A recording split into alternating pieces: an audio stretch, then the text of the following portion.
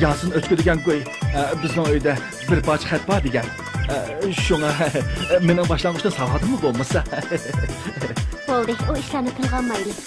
Shunga sizdan kechirim so'rayman. Rahmat. Bu gulni sizga etkeldim. Bu mening chin qalbimdan.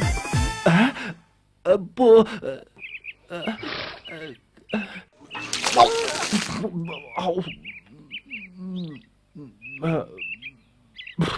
Oğlunuz ne bilemsiz kızca, güzel kızca. Boylunuz ne bilemsiz kızca, güzel kızca. Eğer nereden şıraklarga ayrılıp kessem, ben güvafadar bulamsız kızca, güzel kızca.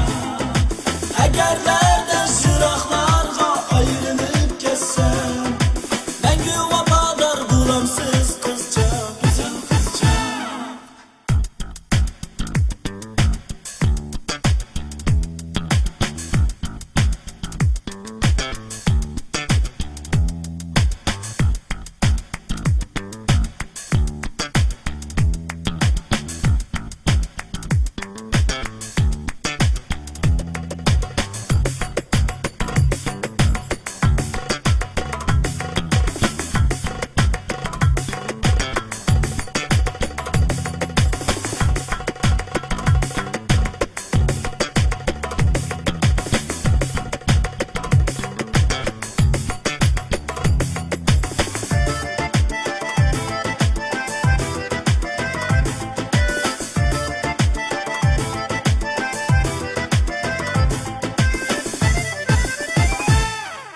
Kamçılar